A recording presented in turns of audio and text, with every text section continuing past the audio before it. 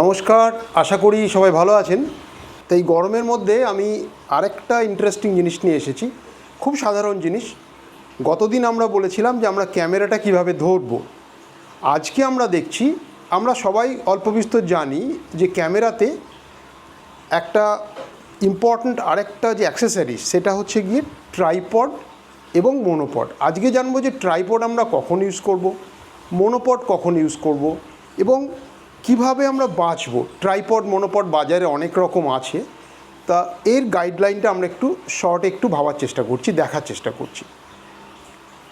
এই যে আমার হাতে যেটা রয়েছে বুঝতেই পাচ্ছেন, এটাই ট্রাইপড। ট্রাই কেন, তিনটে পা রয়েছে সেই জন্য ট্রাইপড। এইটা হচ্ছে বেসিক একটা জিনিস। যখন দেখবেন আপনার ক্যামেরাটাকে স্টেডি করার দরকার হচ্ছে, কখন কখন আমার স্টেডি করার দরকার হচ্ছে, ক্যামেরা আমার স্টেডি করার দরকার পড়ছে। ধরুন কোনো একটা এমন একটা সাবজেক্ট আমরা তোলার চেষ্টা করছি, তার আলো খুব কম, একদম রাত্রেবেলায়। এখন রাত্রেবেলায় যখন আমরা তোলার চেষ্টা করছি, তখন আমরা যদি একটু একটা লাইট ট্রেল বা এই ধরনের জিনিসগুলো তোলার চেষ্টা করি, তখন আমাকে যেটা করতে হবে সেটা হচ্ছে যে শাটার স্পিডটাকে খুব কমাতে হবে। আর একটু অন্যভাবে বলতে গেলে শাটার ইন্টারভ্যালটা, শাটার কতক্ষণ খোলা আছে শাটারের পর্দাটা, সেটা আমাকে বাড়াতে হবে। যখনই আমি শাটার স্পিড কমিয়ে দিচ্ছি, সমস্যাটা হলো শাটার স্পিড যে কমিয়ে দিলেন আপনি হাতে ধরে যখন আপনি ক্যামেরাটাকে চালানোর চেষ্টা করছেন, ফটো তোলার চেষ্টা করছেন, দেখবেন এটা ব্লার হয়ে যাচ্ছে। এবার মুশকিলটা হলো যে এটাকে এই যে ব্লার হয়ে যাচ্ছে, এইটার থেকে বাঁচার দু তিনটে উপায় আছে। একটা উপায় কি, একটা উপায় হচ্ছে যদি আমি অ্যাপারচারটাকে বড় করে দিই, কিন্তু সেটা হচ্ছে লেন্স স্পেসিফিক। মানে আপনি যদি খুব ভালো লেন্স আপনার কাছে না থাকে, f1.8, f2.8 এই ধরনের লেন্সগুলো যদি আপনার কাছে না থাকে, তাহলে কিন্তু সেটাই ব্যবহার করা যাবে না। আরেকটা উপায় কি, আমি আইএসওটাকে বাড়িয়ে দিতে পারি। আইএসওটাকে বাড়িয়ে দিলে আমার শাটার স্পিডটা একটু বাড়লো, আমার যে শেকটা, ক্যামেরার শেকটা, সেটা কমে গেল। কিন্তু আইএসওর একটা লিমিটেশন আছে, আপনি খুব বেশি দূর বাড়াতে পারবেন না, সেটা ক্যামেরা স্পেসিফিক। যেই আপনি আইএসও বাড়াবেন দেখবেন গ্রেন এসে গেছে ছবিতে, অনেকটা ছবিটা গ্রেনই এসে গেছে, যেটাকে আমরা নয়েজ বলি। তা এইগুলোর থেকে অতি সহজে একটা উপায় আছে, সেটা হচ্ছে যে আমরা ট্রাইপডটাকে যদি আমরা যদি সঙ্গে নিয়ে ব্যবহার করি। এবার কিভাবে ট্রাইপড ব্যবহার করব একটু দেখি, আমি জানি না কতটা দেখাতে পারবো। এই ট্রাইপডটাকে আমরা এইভাবে লেগগুলোকে আমরা খুলে তিনটে পাকে মোটামুটি একটা হরিজন্টাল রেঞ্জে এনে এইভাবে আমি দাঁড় করালাম, ঠিক আছে। একটা জিনিস আপনাদের বলে রাখি, যখন ট্রাইপড বা মনোপড কিনবেন, আপনি দেখবেন তার যে হাইট যেটা আছে, সে হাইটটা যেন আপনার অ্যাটলিস্ট আপনার যে নিজস্ব যে উচ্চতা, এই যে চোখের লেভেলটা, সেইটা পর্যন্ত হয়।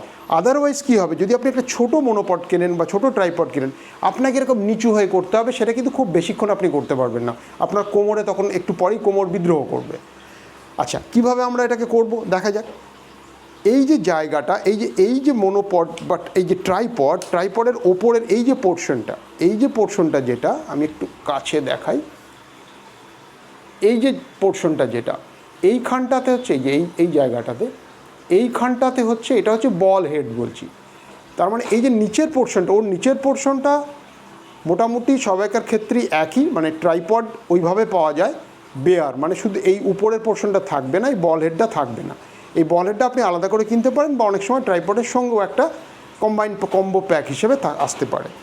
এই বল হেডটা এই জন্যই ইম্পর্ট্যান্ট, এই বল হেডটায় উপরে বেস করে আপনি আপনার ক্যামেরাটাকে সেট করতে পারবেন। কীভাবে সেট করতে পারেন আপনি দেখি। এই দেখুন, আমি আমার ক্যামেরা নিলাম, ক্যামেরার সঙ্গে এই যে এইটাকে বলে, এই যে দেখুন আমি দেখাই, এইটা হচ্ছে বেস প্লেট, এইটা হচ্ছে ক্যামেরার বেস প্লেট, এবং এটাকে আমি ক্যামেরার এই বড় লেন্স দিয়ে দেখাচ্ছি, ক্যামেরার এইখানটাতে একটা শু থাকে, শুয়ের সঙ্গে এটা এইভাবে আটকে গেল, ঠিক আছে। আটকানোর পরে যখন এটা এইভাবে আটকে গেল, এইবার খুব সিম্পল, এখানে একটা স্প্রিং মেকানিজম আছে, এইভাবে আমি রাখবো, দ্যাটস অল।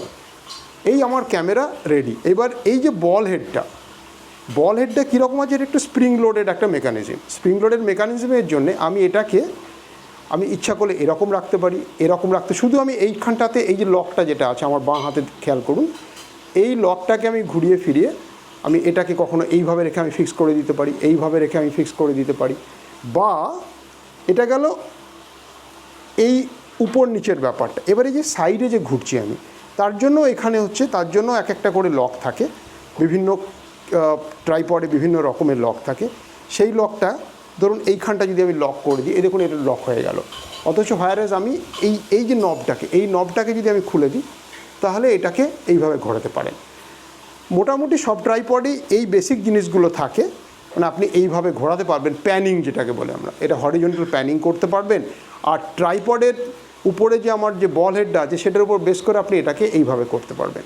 এতে অ্যাডভান্টেজটা কি? অ্যাডভান্টেজ হচ্ছে, এবার দেখুন আপনার হাতের উপর আর ওজনটা রইল না, আপনি এইভাবে ট্রাইপডের উপরে রেখে আপনি এইভাবে শ্যুট করছেন, আপনার হাতের উপর কিছু রইল না, আপনি খেয়াল করছেন কখন আপনার অ্যাকশনটা হবে। ট্রাইপড নেওয়ার কিন্তু ওটাও আরেকটা কারণ হচ্ছে মূলত আপনার ওয়াইল্ড লাইফ ফটোগ্রাফি, বিশেষ করে বার্ড ফটোগ্রাফির ক্ষেত্রে এই ট্রাইপডটা খুব ভীষণ কাজে লাগে। কীরকম কাজে লাগে?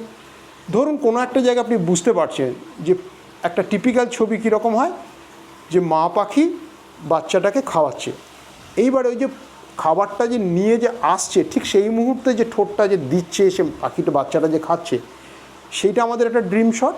তো এই ড্রিম শট পাওয়ার জন্যে আপনি ধরুন ওয়েট করে বসে আছেন যে কখন পাখিটা আসে, কিন্তু সে তো সময় তো আমাদের তো জানা নেই কখন সে আসবে। এই অতক্ষণ ওইভাবে আপনার হাতের উপরে এই এত ভারী একটা 1.5 কিলো 2 কিলো লেন্স নিয়ে করাটা একদম একটা অতিমানবিক কাজ হয়ে যায়। তো সেইটার জন্যে ট্রাইপড আপনি লাগিয়ে আপনি আরামসে বসে দেখতে থাকলেন। অনেক সময় এই আপনার আইপিস দিয়েও দেখতে পারেন, বা আজকাল মিরারলেস বা সেগুলোতে আপনি আপনার ভিউ ফাইন্ডারটা এইখানে যেটা আছে, সে পেছনে যে ভিউ ফাইন্ডারটা সেটা দিয়েও আপনি ইভিএফ সেটা দিয়েও আপনি দেখতে পারেন। দেখে আপনি ওয়েট করে আছেন একদম সেই মুহূর্তটাতে আপনি কতগুলো কন্টিনিউয়াস শট নিলেন, আপনার কাঙ্ক্ষিত শটটা চলে এলো। এই জন্যে ওয়াইল্ড লাইফ ফটোগ্রাফিতে, বিশেষ করে বার্ড ফটোগ্রাফিতে, কোনো একটা ট্রাইপড বা মনোপড কোনো কিছু একটা খুব ভীষণ একটা জরুরি জিনিস। কারণ যেহেতু খুব বড় লেন্স নিয়ে কাজ করতে হয়, সেই বড় লেন্সটাকে স্টেডি রাখা শুধু হাতের পক্ষে খুব মুশকিল। এইবারে ধরুন যখন আমরা অনেক সময় দেখা যায় যে ট্রাইপডের সুবিধা তো বললাম, অসুবিধাটা কি? অসুবিধা হচ্ছে এইবার দেখুন এই এত বড় একটা জিনিস যতই আমি ফোল্ড করে ছোট করি যাই করি, এর তো একটা নিজস্ব জায়গাও লাগে, প্লাস হচ্ছে ওজনও অনেকটা। সুতরাং এইটাকে নিয়ে ক্যারি করা, যে যখন খুশি ফটোগ্রাফি করব, যখন খুশি যেটা দেখব, সঙ্গে সঙ্গে আমার একটা ফ্রিডম থাকার দরকার, সেইটা কিন্তু ট্রাইপডের ক্ষেত্রে অনেকটাই স্যাক্রিফাইসড হয়ে যায়।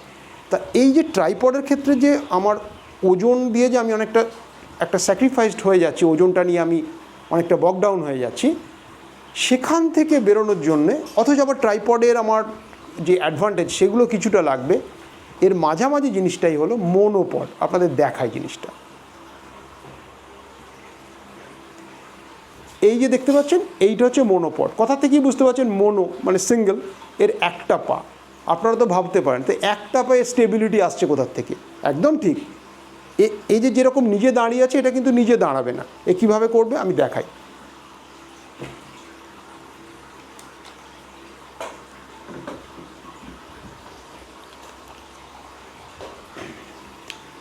এটাকেও সেম একই, ওই যে বেস প্লেটটা যেটা ছিল সেটাকে এইভাবে ধরে, এটা আটকে গেল। এইবার আটকানোর পরে আপনি এটাকে নিয়ে ঘুরছেন, মনোপড নিয়ে ঘুরছেন। এবার মনোপড যখনই দরকার হচ্ছে, ধরুন আপনার কোনো পাখি বা কোনো কিছু, যেটা একটু আগে যে এক্সাম্পলটা বলছিলাম, কোনো একটা বাবুই পাখি তার বাসার থেকে হয়তো বেরোবে, আপনি সেটাকে করতে চাইছেন, আপনি এইভাবে মনোপডটাকে দাঁড় করিয়ে দিলেন, পুরোটা ছেড়ে দিলেন না, ছেড়ে দিলে তো পড়ে যাবে। কিন্তু যদি আমি মনোপডের উপরে এইভাবে রেখে একটা হাত হালকা করে এখানে দিয়ে যদি করি, তাহলেও কিন্তু কি হচ্ছে, পুরো ওজনটা তো আমার হাতের এলো না। সুতরাং এটাও কিন্তু একটা স্টেবল, এটাও একটা স্টেবিলিটি দিল। প্লাস এটার অ্যাডভান্টেজটা কী হলো ট্রাইপডের থেকে, এটা অনেক পোর্টেবল। এই পোর্টেবিলিটির জন্যে এটাকে আপনি যে কোনো জায়গায় নিয়ে যেতে পারেন।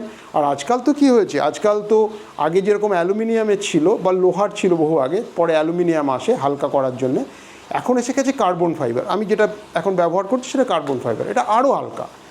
তো এই জিনিসটা আপনার ছোট্ট একটা ব্যাগেও ভরে গেল, সেটাকে সঙ্গে নিয়ে আপনি চলে গেলেন, যখন দরকার হলো দেখছেন অ্যাকশন শট আসছে, তখন তাড়াতাড়ি করে এটাকে সেট করে নিয়ে আপনি দাঁড়িয়ে গেলেন।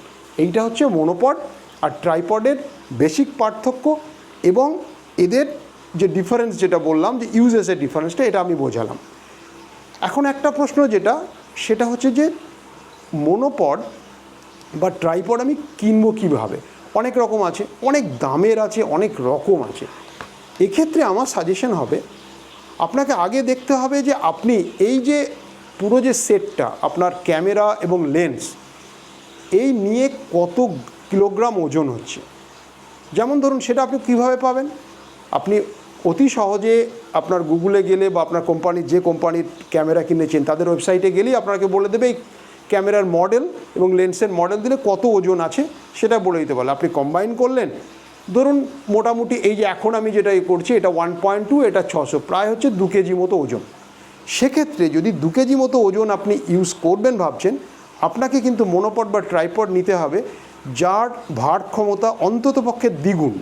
মানে 2 কেজির জন্য অন্ততপক্ষে 4 থেকে 5 কেজির আপনার ক্ষমতা সম্পন্ন মনোপড বা ট্রাইপড নিতে হবে, তাহলে একটা স্টেবিলিটি আসবে।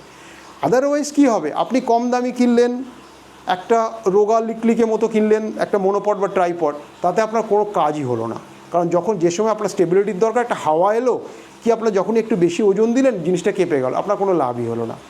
আরেকটা জিনিস খেয়াল রাখবেন, জেনারেলি এই যে মনোপড বা ট্রাইপডের যে ওয়েট ক্যারিং ক্যাপাসিটিটা, সেটা কিন্তু পাউন্ডে দেওয়া থাকে, কেজিতে নয়। সুতরাং ওই কনভার্সনটা করে নিতে কিন্তু ভুলবেন না, ঠিক আছে?